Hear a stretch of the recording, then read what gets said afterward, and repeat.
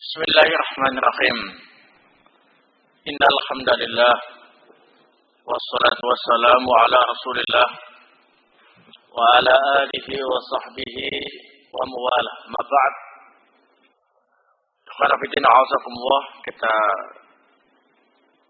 melanjutkan kembali kajian kitab Jawami'ul Akhbar sampai pada hadis yang ke-10. Qala al-mu'allif rahimahullah, al-hadithul 'ashir, hadis yang ke-10. Ad-da'watu ilal huda. Berdakwah, mengajak manusia untuk mengikuti petunjuk Allah Subhanahu wa taala dan Rasulnya. An Abi Hurairah radhiyallahu taala anhu qala, dari Abu Hurairah, semoga Allah Subhanahu wa taala meridhoinya, ia berkata, qala Rasulullah sallallahu alaihi wa ala alihi wasallam, Rasulullah sallallahu alaihi wa ala alihi wasallam beliau bersabda,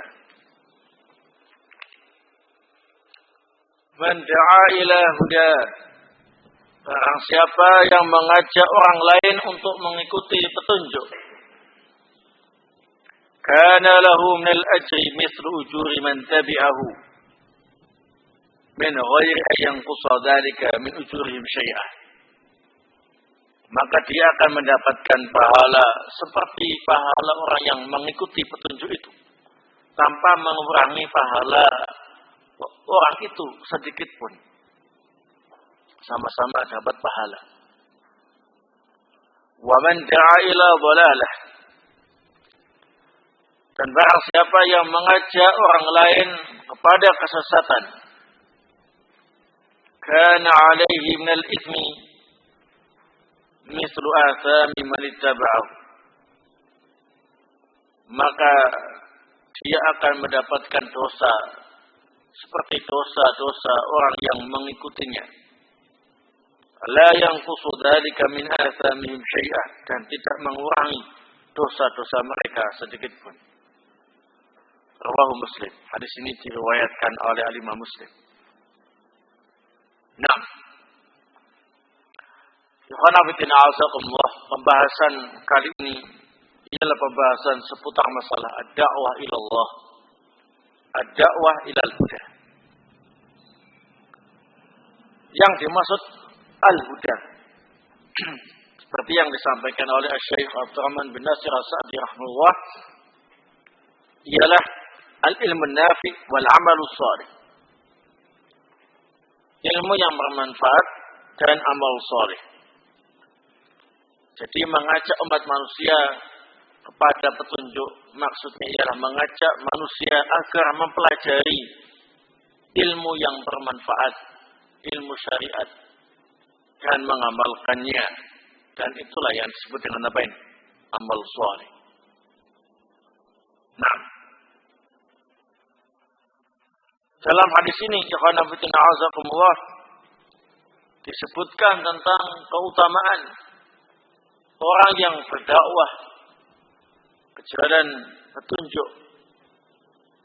Di antaranya dia akan mendapatkan pahala yang sama seperti orang yang mengikuti petunjuknya.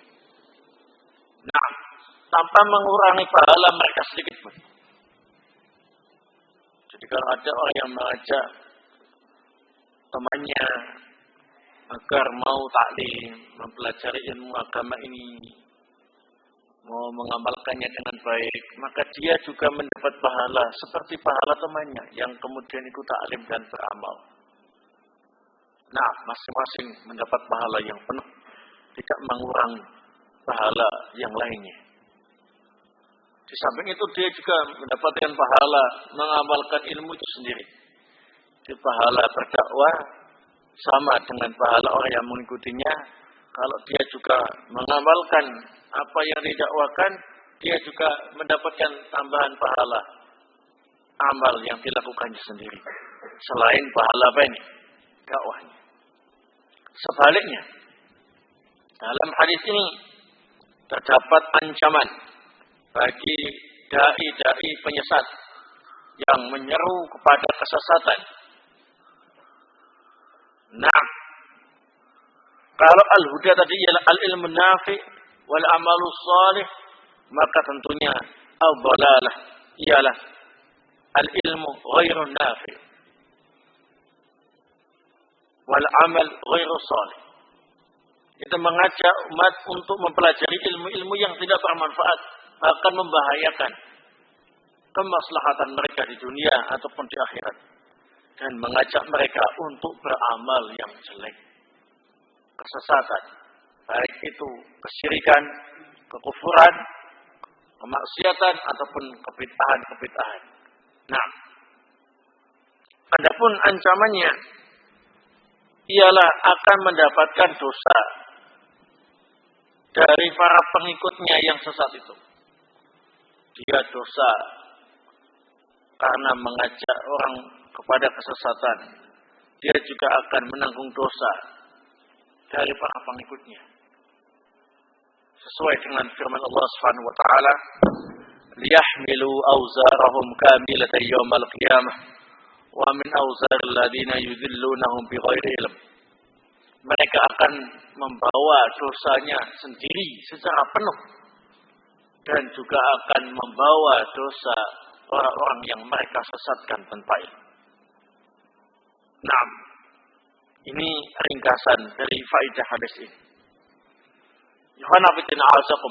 Adapun pembahasan masalah dakwah ilallah, ad-da'wah ilal huda, ini termasuk pembahasan yang cukup bagus, khususnya melihat situasi dan kondisi umat manusia saat ini cenderung lebih memilih kesesatan, cenderung lebih suka untuk menyimpang. Maka diperlukan dai-dai ilallah yang handal untuk terjun di tengah-tengah masyarakat, mengajak kembali umat manusia ke jalan hidayah, ke jalan petunjuk Allah Subhanahu wa taala dan Rasulnya sallallahu alaihi wa ala alihi wasallam. Nah, dimulai dari pembahasan seputar masalah hukum berdakwah. Apa hukum berdakwah? Tentunya yang dimaksud berdakwah di sini ialah ad-da'wah ilal huda. Kalau ad-da'wah ilal dhalalah, jelas semuanya sepakat haram hukum. Kita tidak membahas itu. Cukup hukumnya haram. Maka segala macam tekniknya, usaha-usahanya, kegiatan-kegiatannya, semuanya haram. Karena dasar utamanya haram. Maka bangunan-bangunan yang ada di atasnya juga haram. Nah, para ulama menyatakan bahwasanya berdakwah itu hukumnya fardu kifayah. Hukum asalnya berdakwah ilal huda ialah fardu kifayah. Kalau sudah ada yang terjun ke kancah dakwah untuk berdakwah, maka gugur kewajiban bagi yang lain. Tetapi bisa menjadi fardu ain bila mana tidak ada seorang pun yang tampil berdakwah dalam keadaan ada yang mampu untuk berdakwah. Maka bagi yang mampu tadi itu fardu ain untuk tampil, dikarenakan tidak ada lagi yang berdakwah. Nah, itulah faedah dari firman Allah Subhanahu wa taala yang biasa kita baca. Naam, yakni firman Allah Subhanahu wa taala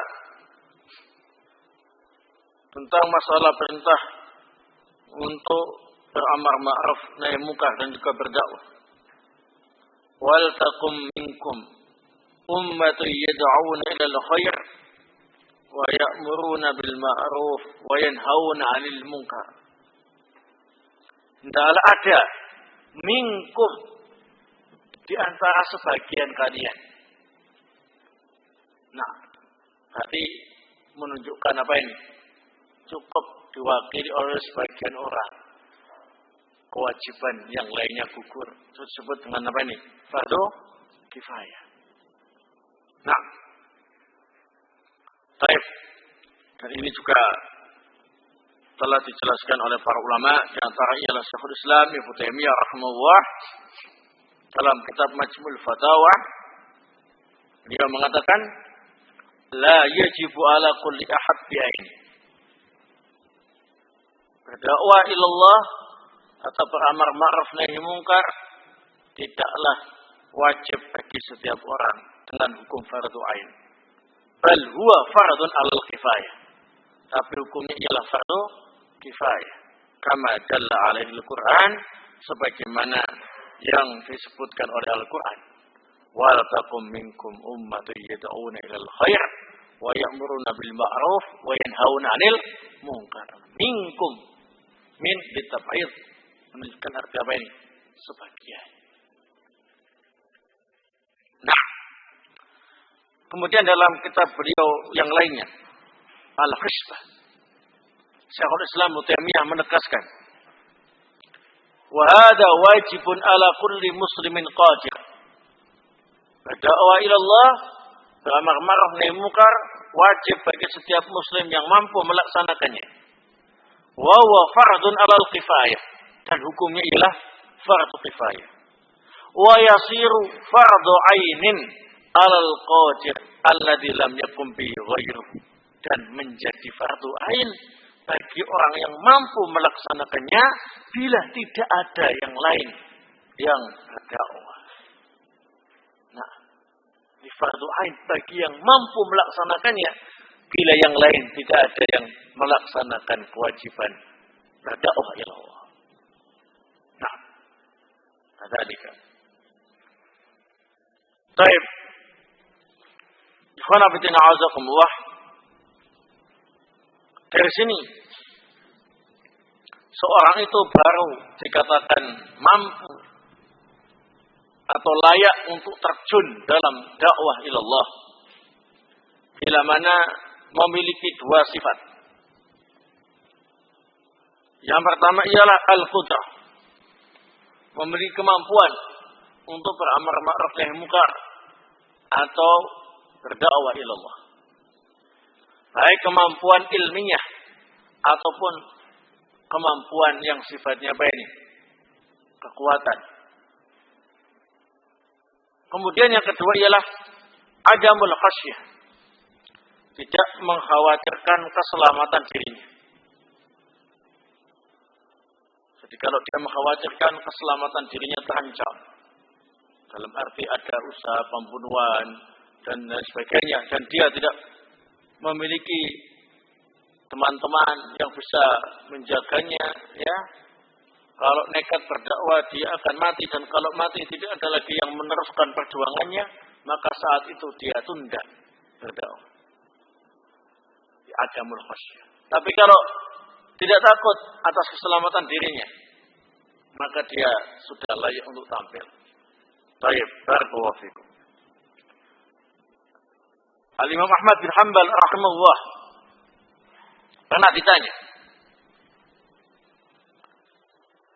bagaimana orang yang mau beramar ma'ruf nahi munkar kalau dia takut atas keselamatan dirinya? Qala huwa wajib alaihi hatta yakhafa. Beramar ma'ruf nahi munkar atau berdakwah ila Allah itu wajib atas orang itu hatta yakhafa, sampai dia takut keselamatan dirinya apa ini? Terancam. Fa idza khasyiya ala nafsihi fala yaf'al. Nah, kalau dia takut keselamatan dirinya terancam, maka jangan dilakukan saat itu. Tidak dilakukan saat itu berarti pensiun selamanya. Tapi ditunda ketika kondisinya sudah aman. Kembali tampil untuk apa ini? Berdakwah ila Allah. Nah, kadzalika. Memang kondisi daerah yang satu dengan yang lain berbeda-beda, ya. ada yang ngomong bebas apa saja itu, nggak ada yang mempermasalahkan ya. Ada yang kali ngomong saja, apalagi yang tampil itu berjenggot, apalagi pakai jubah, apalagi tidak musbil, apalagi yang disampaikan masalah tauhid, pemberantasan syirik, bid'ah diberantas, sekali tampil maka senapan nanti moncong-moncong senjata itu diarahkan kepadanya. Ya, kalau terus mati, diancam oleh masyarakat atau siapa saja. Ya, nah dalam kondisi dia tidak mampu untuk melakukan perlawanan dan juga dia mengkhawatirkan atas keselamatan dirinya, maka pertimbangan maslahat dan mafsadah diperhatikan. Kalau dia mati, nggak ada lagi yang bisa berdakwah, ya, maka saat itu mundur untuk maju kembali. Gitu. Tidak kemudian nekat maju terus mati. Dengan anggapan matinya husnul khotimah ala dakwah. Ketika berdakwah, nah kalau Anda mati, kemudian nggak ada lagi yang berdakwah, masyarakat yang asalnya rusak tambah rusak, ya. Nah, mundur untuk bangkit, untuk maju kembali. Nah, ini penting. Kemudian, ikhwan fillah a'azakumullah, tentang sifat-sifat yang harus dimiliki oleh seorang dai ilallah, seorang dai yang berdakwah mengajak umat manusia ke jalan Allah Subhanahu wa taala. Ada 3 sifat yang menjadi kunci keberhasilan, di samping semuanya ialah bantuan dari Allah Subhanahu wa taala, ya, pertolongan dari Allah Subhanahu wa taala, tapi 3 sifat ini yang menyebabkan banyak dai yang sukses dalam berdakwah. Nah, dan mendapatkan banyak faidah dan maslahat serta berkurangnya kemungkaran dengan adanya 3 sifat ini. Yang pertama, al-ilm. Seorang dai ilallah harus berilmu. Nah, dia harus tahu ilmunya. Mau menyampaikan dakwah, apa yang disampaikan? Al-huda, petunjuk. Apa itu? Al-ilmun nafi wal amalus salih. Ya kan? Ilmu yang bermanfaat ialah ilmu syariat. Dan amalan saleh ialah pengamalan dari ilmu syariat itu. Nah, kalau dai-nya tadi tidak ngerti syariat Allah Subhanahu wa taala dan Rasulnya yang harus didakwakan, terus bahan untuk dakwah itu ngomong apa? Apa yang akan disampaikan? Akal-akalan. Nah, seorang dai harus apa ini? Dai. Kalau ada yang bertanya, bukankah Rasulullah Sallallahu Alaihi Wasallam pernah bersabda, "Balighu anni walau ayat." Sampaikan apa saja yang datang dariku, sekalipun 1 ayat. Gimana ini? Nah, kalau saya cuma paham 1 ayat, apakah saya boleh berdakwah ataukah nunggu saya menjadi seorang alim ulama, seorang yang paham agama dengan baik?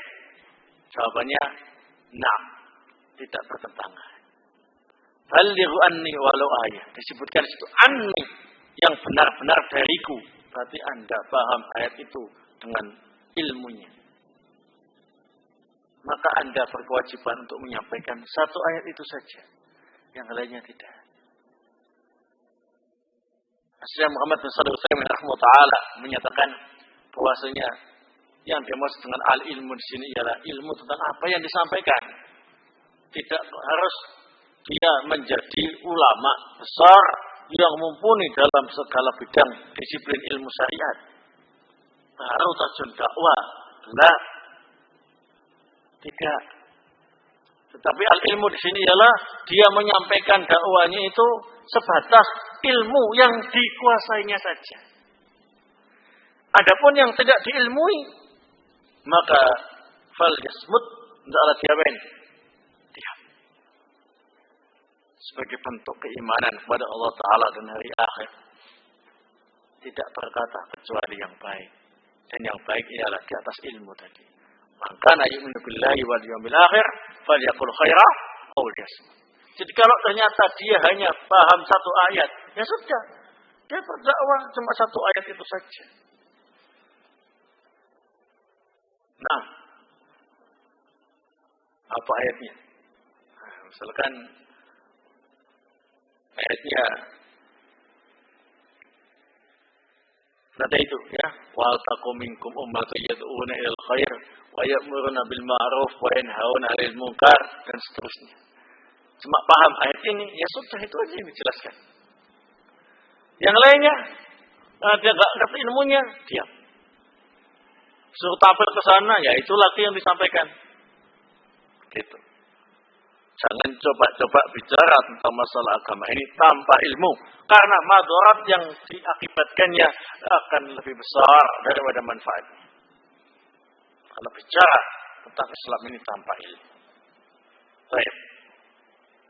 Tetapi tentunya walaupun sebatas ilmu yang kita kuasai saja yang disampaikan, seorang da'i Allah harus bersemangat untuk menambah ilmunya agar dia bisa diambil faedahnya lebih banyak oleh masyarakat. Apalagi banyak masyarakat yang membutuhkannya. Nah, belajar. Tidak cuma dakwah saja, ya. Nah, nanti belajar terus didakwakan. Belajar didakwakan. Gitu. Ada ilmu baru sampaikan. Ilmu baru sampaikan. Nah, kadzalika. Paham ya? Al-ilm. Yang kedua, arifku, kelemah lembutan dalam berdakwah. Yang namanya orang awam, itu hukum asalnya itu perlu dibujuk, perlu dirayu, perlu dilus-lus begitu ya. Nah, dengan penuh kelembutan. Mereka itu kalau diberi peringatan dengan keras, dibentak-bentak, kemudian diancam-ancam, itu mereka malah tambah menjadi-jadi. Ya, kekerasan hati hanya bisa dilunakkan dengan kelemah lembutan. Arif. Ya, nah, jadi menyampaikan dakwah nggak perlu kemudian dengan kekerasan. Ya, cukup dengan kelemah lembutan. Dan kelemah lembutan itu bukan berarti tidak tegas dalam menyampaikan al-haq, tidak. Lembut tetapi tegas. Saya contohkan saja, ada orang misalkan berjudi, judi itu enggak boleh, haram, ya, itu tindakan syaitan, menyengsarakan. Ya kalau Anda menang, kalau kalah, sudah dosa. Uangnya tambah habis, ya. Nah, kasihan anak istri. Kerjanya sudah serabutan, uangnya dihabiskan untuk judi, ya. Ingat, kasihan anak istri, ya. Ingat juga dosa yang akan ditanggung nanti. Sampaikan dengan lemah lembut. Itu biasanya lebih mengena daripada kemudian dibentak-bentak, bajingan, kurang ajar. Enggak tahu judi itu haram, dilaksanakan saja. Ayo hentikan, kalau enggak pukul. Sama-sama melarang perjudian, tapi satunya dengan kelembutan, satunya dengan syiddah, kekerasan, ya. Itu biasanya lebih mengena yang pertama. Nah, dengan apa ini? Kelemah lembutan. Bahkan akan menambah indah materi dakwahnya. Orang lebih tertarik dengan penyampaian seorang dai yang lemah lembut dalam menyampaikan. Pedas tapi lemah lembut. Sebagaimana yang disebutkan dalam hadis yang diriwayatkan oleh Imam Bukhari dan Imam Muslim. Inna Allah rafiq yuhibbur rifqa fil amri kullih. Sesungguhnya Allah itu zat yang maha lemah lembut dan mencintai kelemah lembutan dalam segala urusan. Termasuk dalam urusan dakwah. Wa yu'ti ala rifqi ma la yu'ti ala al-unfi. Allah akan memberi kebaikan-kebaikan bila dilakukan dengan cara kelemah lembutan yang tidak diberikan bila dilakukan dengan cara kekerasan. Baik, begitu. Kemudian yang ketiga ialah as-sabr. Sabar. Ya, seorang dai harus sabar dalam berdakwah. Tidak boleh tergesa-gesa panen. Ya. Ingin segera menikmati hasilnya. Tidak. Karena semata-mata dakwah itu ialah ibadah. Yang pahalanya ialah urusan Allah Subhanahu wa taala. Masalah banyak yang mau menerima dakwahnya atau tidak. Yang penting dia sudah melaksanakan dengan cara yang benar. Itu bukan tanggung jawabnya. Bukankah sering kita dengar bahwasanya nanti ada nabi yang hanya membawa 2 pengikut, ada yang membawa 1 pengikut, bahkan ada yang tidak membawa pengikut sama sekali. Tapi mereka tetap mendapatkan penghargaan tertinggi dari Allah Subhanahu wa taala. Karena dakwah ini ilal huda, ilallah, mengajak orang kepada petunjuk, kepada jalan Allah, bukan ila nafsi, bukan ila qaumihi. Tidak mengajak orang untuk mengikuti pribadi kita. La. Tidak mengajak orang untuk mengikuti kaum kita atau kelompok kita. La. Atau organisasi kita. La. Semata-mata mengajak umat untuk menjalani agama Allah secara utuh. Khalas. Seperti itu. Jadi harus sabar. Sebagaimana kita sabar dalam apa ini? Beribadah. Maka kita harus sabar juga dalam dakwah. Karena dakwah termasuk bagian ibadah. Nah, ceramah, enggak ada yang mau mendengar. Jangan putus asa, terus. Ini saya karena membaca kisah dakwahnya Syekh Muhammad bin Shalih Al-Utsaimin rahimahullah di Unaiza. Nah, awal-awal dia berdakwah itu masih sepi. Yang ikut daras beliau itu 1-2 orang begitu. Ya. Nah, beliau tetap menyampaikan dakwah dengan penuh bijaksana. Nah, bahkan karena masih belum tertanam kecintaan terhadap ilmu agama ini, belum paham besarnya faidah ilmu, banyak sekali yang datangnya telat. Syekh Muhammad bin Shalih Al-Utsaimin rahimahullah ketika datang itu belum ada yang datang. Hanya beliau menunggu sambil membaca Quran, kemudian membaca kitab. Sampai ada yang datang, baru kemudian kembali berdakwah. Dengan penuh kesabaran. Maka alhamdulillah Allah Subhanahu wa taala memberi barokah dakwah beliau. Yang dulunya 1, 2, 3, sekarang ya ketika beliau berdakwah yang hadir banyak, masjid itu penuh. Ya. Ada tiga. Sabar. Dakwah itu ilal mamat, sampai mati. Enggak ada waktu dinas khusus dakwah itu kecuali mati sudah selesai. Ya. Enggak ada pensiunan dai itu. Ya. Nah, kalau PNS ada pensiunan, ya. Tapi kalau dai enggak ada istilah pensiun. Ilal mamat, sampai mati. Nah, kadzalika dijelaskan oleh para ulama bahwa al-ilmu qabla dakwah wa rifqu ma'ad dakwah was sabru ba'da dakwah. Nah, Jadi ilmu itu harus dipersiapkan sebelum dakwah dilancarkan, ya. Kalau arifku kelemah lembutan itu harus disertakan dalam dakwah kita, menyertai dakwah kita. Dan kesabaran itu ialah ba'da dakwah. Setelah berdakwah, sabar dengan hasil dakwah, dengan reaksi umat, dengan kondisi-kondisi yang terjadi setelah kita berdakwah. Ya, mungkin cacian, mungkin teror, mungkin ancaman, dan lain sebagainya, harus sabar. Nah, kadzalik. Kemudian ikhwan fillah a'azakumullah. Di antara bentuk dakwah ialah kita mengingkari kemungkaran. Di samping memerintahkan umat untuk beramar ma'ruf, untuk melaksanakan kebaikan-kebaikan.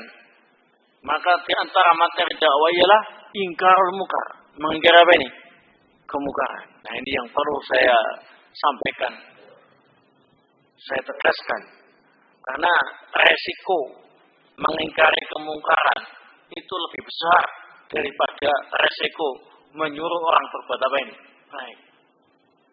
Ya, ayo sholat, ayo haji, ayo puasa. Itu enggak beresiko, bahkan kecil resikonya.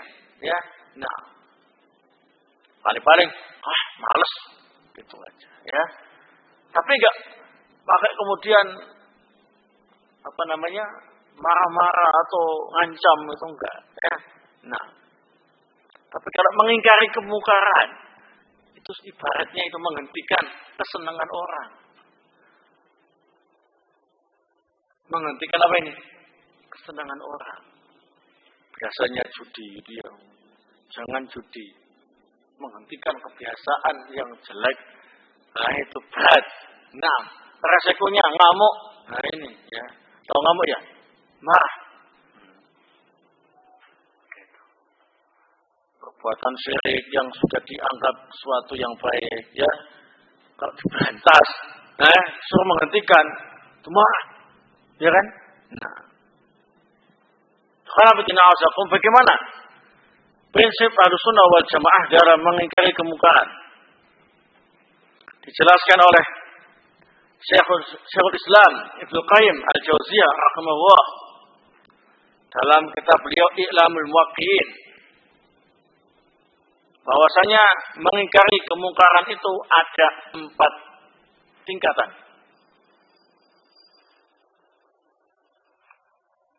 Lihat ini, ya. Yang pertama, ayyazula wa yakhlufahu ridduh. Berhasil menghabisi kemungkaran, kemudian diganti dengan yang ma'ruf. Hasil memberantas secara totalitas kemungkaran itu dan diganti dengan yang baik. Ini tahap yang pertama adalah target utama. Idealnya demikian, ya. Nah, kemudian tingkatan yang kedua, ayyakilla wa illam yazul bi jumlatih. Kemungkarannya berkurang setelah kita melakukan dakwah ingkarul munkar, ya. Kemungkarannya berkurang, tapi masih belum habis, masih lumayan. Nah, yang ketiga, ayyahlufahu ma huwa mithluh. Nah, kemungkarannya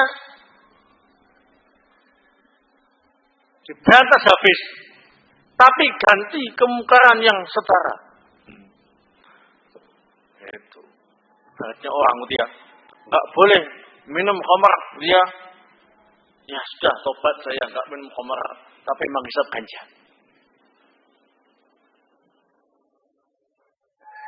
Apa maksudnya? Kemungkaran sudah diberantas, tapi yang muncul ialah kemungkaran yang sekelas dengan yang hilang. Nah, Ini diperselisihkan oleh para ulama. Apakah kita tetap maju ingkarul munkar ataukah diam? Nah, setiap kali diberantas yang lama, yang baru muncul sama ya. Nah, kemudian yang keempat ialah ayahlufahu ma huwa syarrun minhu. Kemungkaran yang pertama hilang, tapi ternyata diganti dengan kemungkaran yang lebih parah.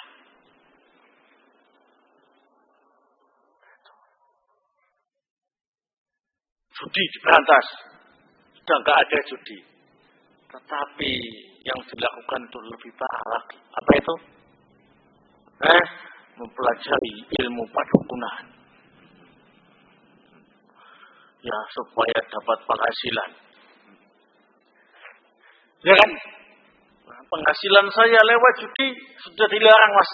Ya, nah. Ya, saya ganti profesi gitu ya. Belajar ilmu hitam di dukun biar dapat penghasilan. Nah, judi sama perdukunan lebih mungkar mana? Lebih mungkar perdukunan. Maka para ulama menyatakan kalau kondisinya seperti ini, kita hentikan kemungkaran, kita hentikan dakwah. Kenapa? Ternyata usaha pemberantasan kemaksiatan itu menghasilkan kemaksiatan yang lebih parah daripada yang pertama. Berarti mafsadahnya lebih besar. Kita hentikan terlebih dahulu. Jadi, ingkarul munkar paling tidak tadi itu bisa memberantas kemungkaran secara total, kemudian diganti dengan kebaikan. Atau paling tidak kemungkarannya apa ini? Berkurang. Ya, kalau diberantas, diganti yang baru, yang sekelas, sama-sama mukanya, itu ya, ini masih diperselisihkan oleh para ulama. Terus ingkaran munkar ataukah ditunda? Yang keempat ini tambah parah. Maksiatan diberantas, hilang, justru yang muncul ialah kesyirikan yang lebih parah. Maka dihentikan ingkaran munkar saat itu. Ya, lebih mending perjudian merajalela daripada kesyirikan yang merajalela, ya kan?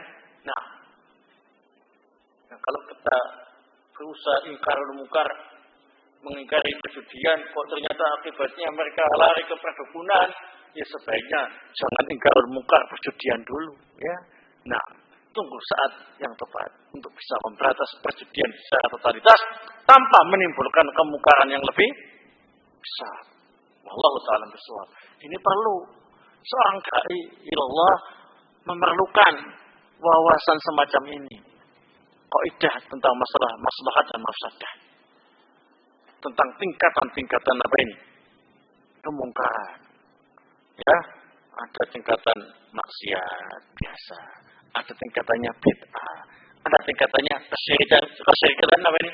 Kekufuran. Ya, nah. Jadi kalau kita hantas maksiat biasa yang muncul kebid'ahan berarti tambah parah. Jangan lanjutkan dakwahnya, tunda dulu, ya. Kita berantas kebid'ahan, tambah muncul kesyirikan dan kekufuran. Pelakunya sama dengan sebab dakwah kita tadi itu. Maka ditunda dakwahnya.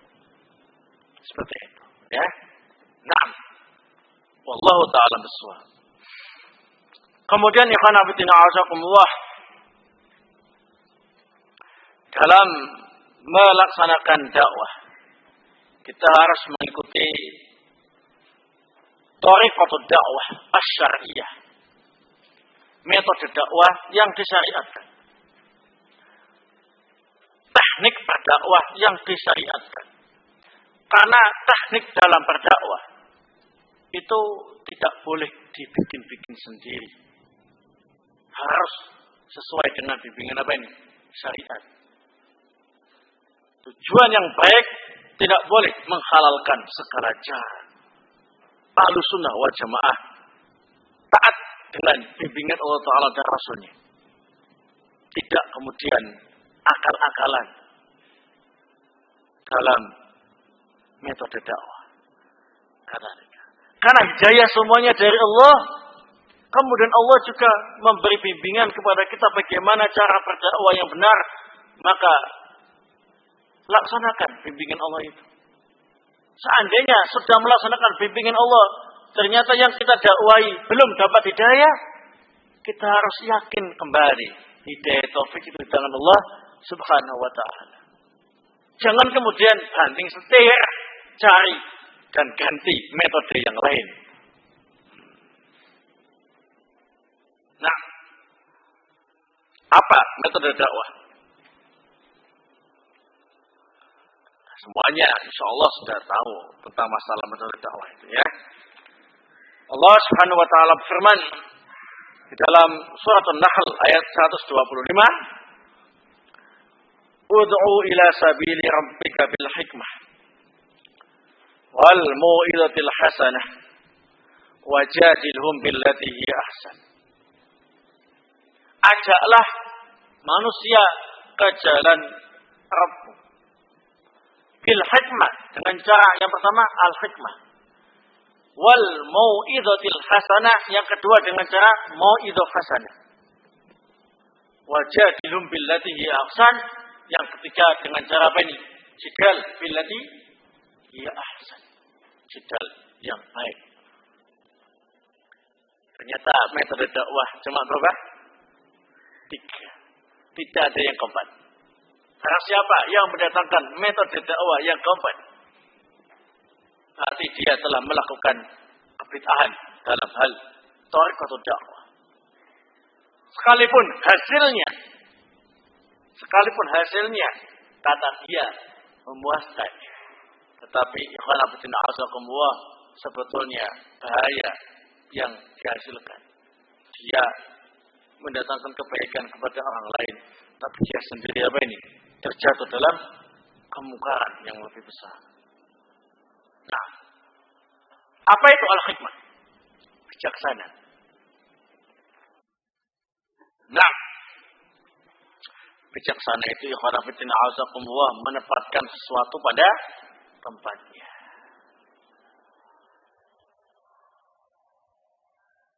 Nah, menempatkan sesuatu pada tempatnya.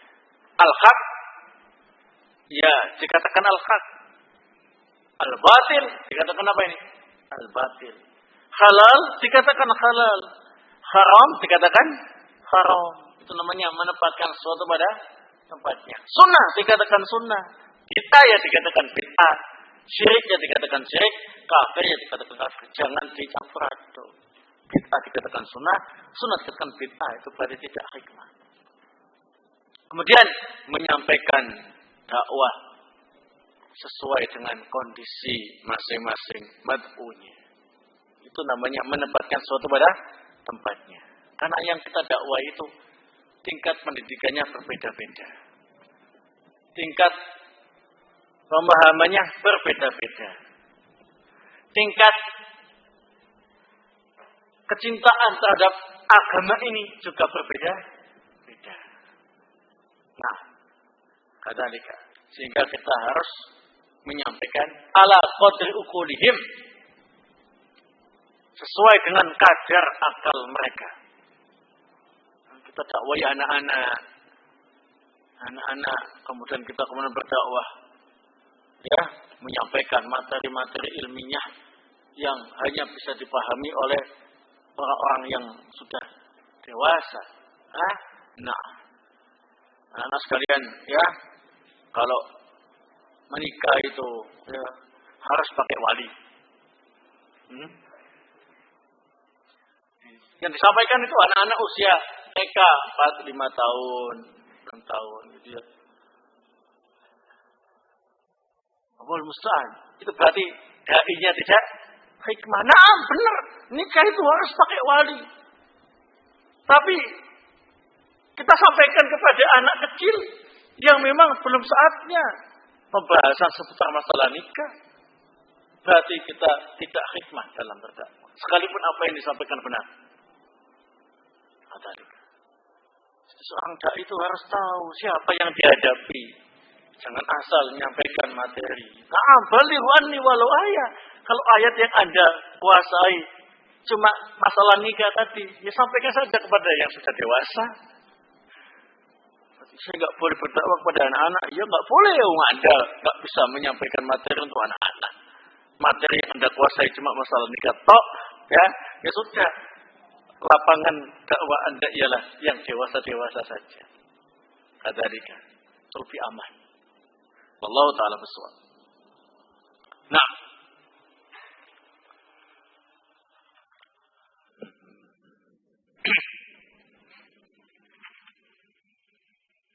apa metode dakwah ini kita sampaikan?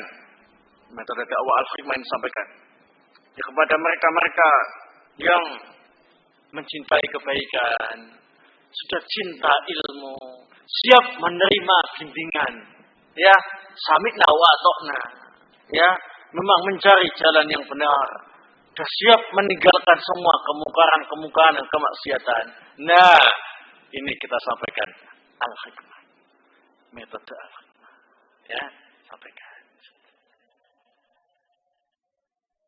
Ya, insya Allah kalau saya tidak salah menilai, ya seperti kalian inilah yang perlu diterapkan dengan cara Al-Hikmah.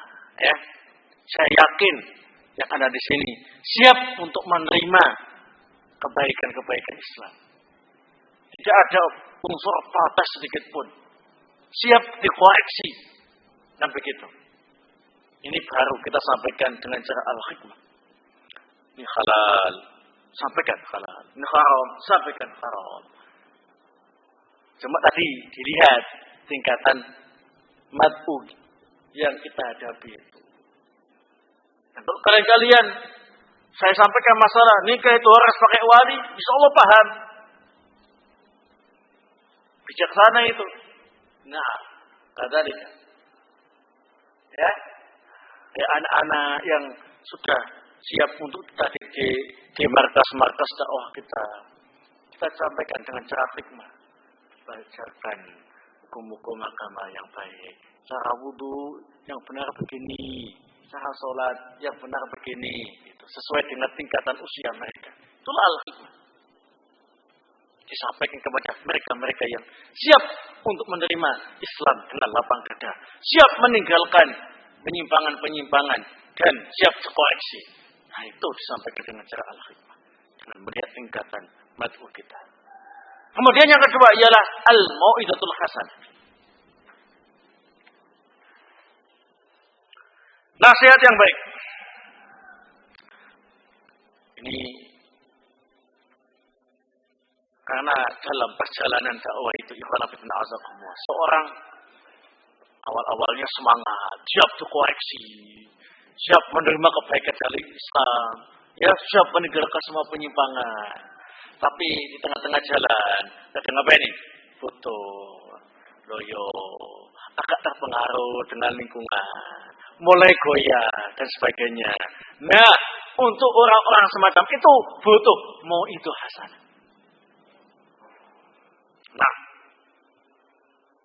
supaya mereka kembali ya ke pangkuan al-haq. Ya, ya akhi, pikirkan ya pekerjaan Anda ini ya.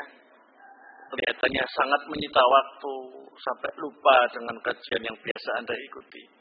Jangan-jangan nanti Anda terpengaruh dengan urusan dunia secara berlebihan sehingga Anda benar-benar tidak pernah kembali lagi mengkaji ilmu-ilmu agama yang bermanfaat. Yang dulu Anda tidak tahu, yang sekarang jadi tahu. Ya, inginkah Anda menjadi orang awam lagi seperti dulu, yang tidak tahu apa-apa, yang memprihatinkan, yang khawatir jatuh ke jurang neraka? Ya, nah, kita ingat terus begitu nasihat-nasihat yang baik. Kadzalika. Kemudian yang ketiga ialah al-jidal billati hi ahsan.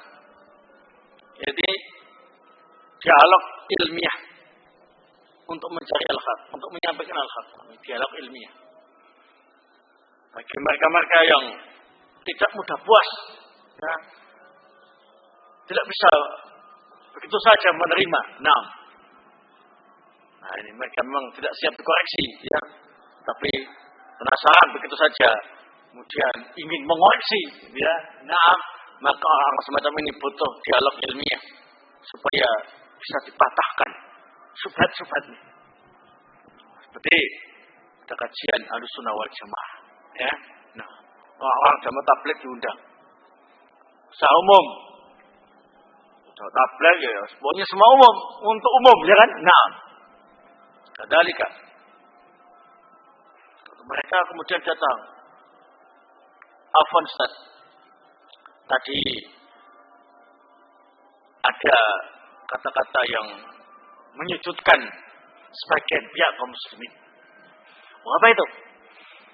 Ya, kami-kami yang tergabung dalam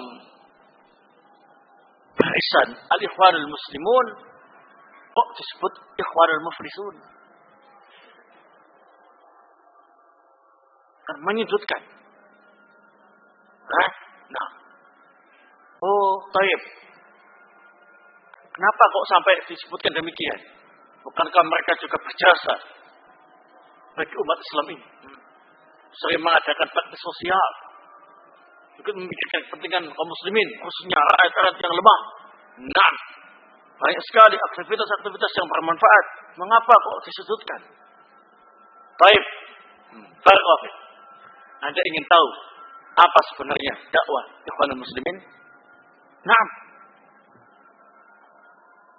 berapa tahun Anda ikut Ikhwanul Muslimin? Saya sudah 30 tahun.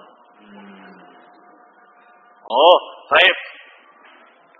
Untuk Anda, saya kasih kesempatan berdialog secara khusus, ya. Nah, kita bisa bertemu di mana? Tentunya dai yang menghadapi orang semacam ini harus tahu seluk-beluk Ikhwanul Muslimun, kebatilan-kebatilannya, dan yang benar bagaimana. Jangan cuma apa sesat itu, ya. Mana kesesatannya? Yang penting sesat. Ini membuat orang lari karena mereka ini tipenya orang yang tidak mudah menerima begitu saja penjelasan kita sampai benar-benar dalil mereka dipatahkan dan dalil kita diterima. Masalah diterima kemudian mengikuti al-haq ataukah diterima tapi berpaling dari al-haq, semuanya hidayah dari Allah Subhanahu wa ta'ala. Nah, dialog ilmiah tadi menghasilkan dua kemungkinan. Kemungkinan yang pertama, dia dipatahkan kebatilannya, kemudian bertobat kepada Allah Subhanahu wa ta'ala, kembali ke jalan yang hak. Kemungkinan yang kedua, dia dipatahkan kebatilannya, dalilnya sudah dibabat habis, tapi dia tidak mengendaki al-haq. Baik, saya akui apa yang saya lakukan selama ini salah. Tapi saya tidak bisa meninggalkan teman-teman seperjuangan saya dalam barisan al-Ikhwanul Muslimin. Ma'assalam. Selamat tinggal. Hidayah dari Allah Subhanahu wa ta'ala. Adzalika. Paham ya? Itu metodenya. Kalau menggunakan metode-metode yang lain, karena bidana azakumullah, dengan cara yang haram, yang tidak disyariatkan, ini termasuk kebid'ahan baru. Tujuan yang baik tidak boleh menghalalkan segala cara. Contohnya, ceramah, ngundang orang banyak, nggak ada yang datang. Ya, ngundang saja bintang film, dangdutan, ya, nada dan dakwah. Oh, ya, nah, benar itu, nada dan dakwah. Nada artinya menyanyi, dakwah ialah mengajak orang bernyanyi bersama. Ya, namanya ini terbukti Ustaz. Dengan mereka bisa kita kumpulkan, asalnya joget-joget dulu, setelah puas kita ceramai mereka, kita dakwai, mau menerima. Di mana ini? Berdakwah dengan musik ternyata menyebabkan orang itu masuk Islam. Ada orang Nasrani suruh joget dulu senang, habis itu sudah. Ya, enggak. Didakwai masuk Islam, gimana? Masuk Islam dengan sebab musik. Padahal ya akhi, masuk Islamnya orang itu semata-mata karena Allah Subhanahu wa ta'ala. Dan kalau seandainya dengan sebab musik, itu berarti ujian untuk kalian. Supaya tenggelam dalam kemungkaran, dalam menggunakan kesalahan metode dakwah. Supaya kalian tertipu. Kemudian semakin banyak penyimpangan dan semakin banyak adab untuk kalian. Kemungkinan yang kedua, keislaman orang itu adalah tanda-tanda kejelekan untuk dia. Kenapa? Masuk Islamnya dengan cara yang salah. Saat ini dikhawatirkan menjadi muslim yang toleh, bukan soleh. Manhaj, prinsipnya salah. Ya, nah, nanti akan niru yang salah itu. Ya, nah, kadzalika wallahu ta'ala bissawab. Ini yang bisa saya sampaikan. Mudah-mudahan bermanfaat. Sebetulnya masih banyak faedah-faedah dakwah yang disampaikan oleh Syekh Abdurrahman bin Nasir As-Sa'di rahimahullah dalam kitabnya yang lain, yang dikumpulkan oleh Muhammad bin Abdullah ya, Al-Wa'ili dalam Al-Mustana Al-Fawaid Ad-Da'awiyah wa Tarbawiyah, ya, kumpulan faedah-faedah dari Syekh Abdurrahman bin Nasir As-Sa'di rahimahullah tentang masalah dakwah dan masalah tarbiyah. Wassallallahu ala nabiyyina Muhammad wa ala alihi wasallam. Walhamdulillah.